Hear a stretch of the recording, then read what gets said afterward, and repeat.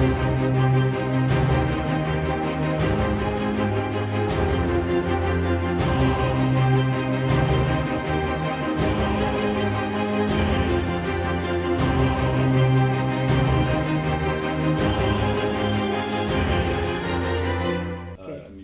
first, Dilip and Ashwin, welcome to TRS. Thank you. Ashwin always comes here. He comes here once a week, once every fortnight. Sure. And it's very nice of you to ask me to say a few words for your sales presentation. So you ask me the questions and I'm ready to answer them. Cash and carry 25 years ago used to be the only way of selling goods. Come and collect, pay cash. There's nothing better in that business. We at TRS run a very special cash and carry business. Because more than 65% of our business is in ethnic, and out of that, a very high percentage is the TRS brand, followed by the Tilda rice and other rices and the dals and masalas of other brands. So 65% of our business is ethnic, and ethnic produces good margins. The cash and carry for us is always been good and will continue to be good. Well, for suppliers it's important because it provides another channel of distribution for your products. I think you tend to find the mainstream multiple channel is great for volumes, and it is great for volumes, but that's what they look at. They look at volumes, and that's what they look at. So if it's not a fast-moving product, they're not really interested. The independent channel actually provides an alternative to it, what happens in the mainstream channel. So you have different products going into there, lots of products for the ethnic category, and that gives a voice, because people can get these products in the ethnic category. But the independent, some people want products that are not mainstream products, that are not everyday products, and so the independent channel provides that, and I think it's important. For the past 40 years, I've heard of the demise of cash and carries, but independent retailers need a source of supply. With the current climate as it is, cash and carries will play an integral part, especially with Tesco's, Booker's joining up, and then Morrison's and Nice, and that. So cash and carries will play a very, very integral part in route to market for all suppliers.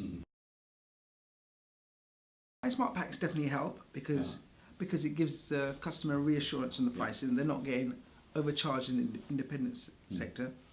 I think extra fills also help because you actually benefit the consumer with giving them extra fill, so the consumer always feels happy about that, and that's probably a very good way to do it in the independent sector. I think also, no matter what you say, we still need to do a little bit of pricing. We still need to do multi-buys. These type of things always help create theatre in the independent sector. I think also it doesn't ever hurt to do on-pack offers where you say you've done it in the past, where you've done buy two get a cinema ticket free or whatever. Those type of things have helped. They have helped, and really speaking, the ethnic channel does look for these type of things. It makes it a bit more fun, a bit more exciting. So please, keep it going. It's important. Yeah, great stuff. I think for the cash and carry trade per se, the case size, the pack size, very, very important. Price mark is key in the grocery category in particular. Across the state, with all our categories, almost 90-95% of our business is price mark pack. Is that level of confidence in the price? The general perception is if they walk into an independent retail store, they'll be ripped off as compared to the big malls. But with the price mark pack, there is that level of confidence that they're paying a fair price. It may not be the same price, but they're paying a fair price, which has been set by the supplier or the manufacturer. Back in the 70s, 1973, I think relationship's key. Part of why we promote Tilda is because of our relationship. What happens is you have that support, that structure, that you both work together. I think that is key actually in this market. For us, it's key. We support you guys because we've been around with you a long time. Your relationship manager has been key for us. We've had the same sales representative from the day we started with you, which is back in '73. The same person. For us, that's key because he's learned our business. We've learned his business. We've actually grown with him. He's grown with us. And I think in today's market, people change all the time. Actually, sometimes the knowledge is key. And I think sometimes big multinationals forget that actually that knowledge, that relationship is key. So I think that is one of your strengths. Don't forget that. That is one of your strengths. That consistency of your relationship manager, and being the same person you've had, for 1 year, 2 years, 5 years, 10 years, 20 years over time, has, at least for us, proved one of the most important things. I think the relationship between the two families, the Tucker family and the Demeter family, goes a lot deeper than the commercial relationship. But on the strength of that, the commercial relationships, certainly in my time with Demeter over 20 years, has become much stronger. Yes, the personal relationship stays as is, but the commercial relationship is very strong. Tilda, I find, are fairly open-minded, open to hearing our views, and as a business we're very forthright with our views. So we'll share openly our experiences, and that's all it is. We have a unique relationship with Tilda. Ashwin has been the only, I don't call him a representative, he's more than a rep. He's the only person who has started with TRS from the beginning to the end. We have seen reps go and come, but Ashwin, during his holidays even, when he goes on holiday even, he makes sure that we have enough stocks.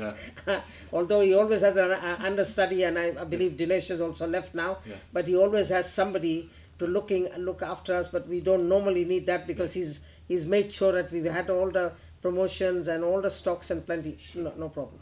Fantastic. So Ashwin, he says, I'm a brother, so I tell him, you're my brother. That's fantastic. Fantastic. So that's the way it is. And he's got a broad grin on his face as well, and he's sitting next to me.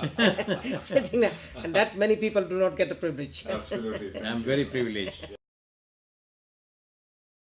One thing Tilda was known for was its quality. So anytime it's had a problem, they would make sure, they would rush to make sure they withdraw the stock, or they've done that. That's historically a great thing for a brand to do. And everyone in the sector we know knows that Tilda's always known for quality. I can say pretty much confidently in 40 years, maybe we've known 2 or 3 instances we've had a problem, an issue, and Tilda has sorted it out straight away. It just doesn't waste time. It's known for that, so that's really important. It's got that consumer confidence. The competitors are all looking to try and steal a march in Tilda. Tilda's managed to keep it there. It's known for its quality. That brand, that heritage is there. Don't lose that. That's the most important thing. The Tilda brand is the market leader brand. It's no longer an ethnic brand. It's gone mainstream. So if I look at across other categories, Rubicon is no longer an ethnic brand. It started off as an ethnic brand, but it's no longer an ethnic brand. It's become a mainstream brand, same as Tilda. When other players come into the category, Tilda is the benchmark for them.